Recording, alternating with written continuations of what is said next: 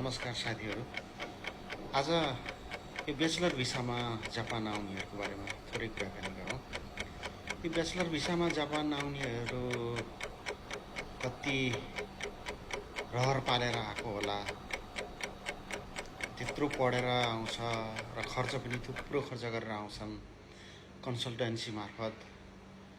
त्यसपछि यहाँ आएपछि सुरुको वर्ष त केही यसो राम्रो काम पायो होलान् एक दुईजनाले, नभए अब रेस्टुरेन्टमा नाम हालिदियो भने त कुकुरले नपाउनु दुःख पाउँछन्। हेर्नुहोस्, ब्याचलर पास गरेको छ, म्यानेजर भिसा छ, यहाँ आएर भाँडा माझ्नुपर्छ।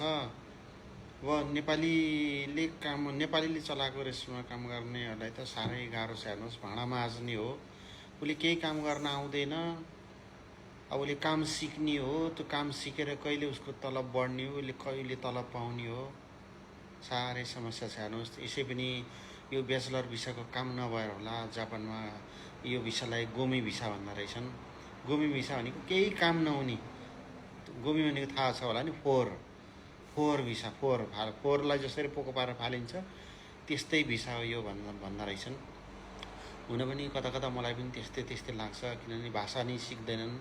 भाषा नसिकेपछि यहाँ आएर भाषा सिक्ने कुरो सम्भवै छैन। हेर्नुहोस्, त्यो ब्याचलर पास गरेर आउनेहरूलाई अब भाषा नजानेपछि कसैले काम दिन्न। पहिलो वर्ष त जेनतेन अब आएको कम्पनीमा होला काम देलान्, तर अब दोस्रो वर्ष त अब उसले प्रगति नगरेपछि उसलाई भिसा दिने कुरो भएन। अब बाहिर कम्पनीमा काम गर्नेहरूमा त तपाईँको कम्पनीले भिसै दिँदैन कि भाषै नजानेपछि यहाँ त भिसा दिने कुरो भएन। भिसाको मतलब उसले अब त्यो खाइसामा नाम राख्नु पर्यो। त्यो खाइसाले पत्याउँदैन, खाइसाले नपत्याएपछि त कहाँ काम गर्न जाने हो, कति गाह्रो छ। हेर्नुहोस्, 18-20 लाख खर्च गरेर आएको हुन्छन्, ठुलो 2-3 लाख महिनामा 2-3 लाख कमाउनु पाइन्छ भनेर यहाँ आएपछि सबै डामाडोल हुन्छ। यस्तो छ। त्यही भएर यो ब्याचलर भिसामा सकेसम्म जापान आउँदै नआउनुहोस् भन्छु म। यो अर्काको लहैमा लागेर आउँदै नआउनुहोस् जापानमा। हेर्नुहोस्, कि सक्नुहुन्छ स्टुडेन्ट भिसामा आउनुहोस् र 2-3 वर्ष राम्रोसँग पढ्नुहोस् र मेहनत गर्नुहोस्, अनि खाइसाद्वारा नाम निकाल्नुहोस्, वर्किङमा नाम निकाल्नुहोस् र काम गर्नुहोस्। होइन भने यो ब्याचलर भिसामा म्यानेजर भिसा भनेर त्यसपछि उहाँ जापान गएर महिनाको 2-3 लाख कमाउन पाइन्छ भनेर कसैले लोभ देखायो भने त्यो कुरोलाई नपत्याउनुहोस्। हेर्नुहोस्, बरु नेपालमै काम गर्नुहोस्। जति 5-10 हजार जति पाउनुहुन्छ महिनामा त्यही नै सब ठिक छ। हेर्नुहोस्, यहाँ आएर कुकुरले नपाएको दुःख पाइन्छ। हुन त यहाँ कुकुरलाई गाली गर्दैनन्, उसलाई सबैभन्दा बढी माया गर्छन् जापानीहरूले।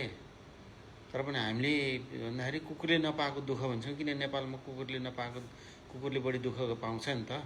त्यही भएर पनि त्यसकारण यहाँ जापानमा आउने यो ब्याचलर भिसामा आउनेहरूले त कुकुरले नपाएको दुःख पाउनुहुन्छ। हेर्नुहोस्, न कोही आफन्त छन्, न कोही छ, तपाईँलाई कसैले पत्याउँदैन। तपाईँ भाषा नजानेपछि कहीँ पनि चल्न सक्नुहुन्न। त्यसकारण भाषा सिकेर आउनुहोस्। तपाईँ आउने नै हो भने, ब्याचलर भिसामा जापान आउने नै हो भने तपाईँले कम्तीमा 1 वर्ष भाषा सिक्नै पर्छ। त्यो भाषा सिक्नुभयो भने अलिअलि केही मेसो पाउनुहुन्छ। त्यसपछि यहाँ आउने बित्तिकै बोल्दा यताउता त्यतिकै सिकिन्छ। नभए गाह्रो छ। हेर्नुहोस्, प्लिज कोही पनि मेरो अनुरोध छ सबैलाई, ब्याचलर भिसामा कसैले जापान पठाइदिन्छु, जापान लगिदिन्छु भनेर भन्छ भने उसको कुरो नपत्याउनु होला र तपाईँ नआउनु होला। परिवारले सुन्नु भएको छ भने तपाईँका छोराछोरीलाई भन्नु होला नपठाउनु होला।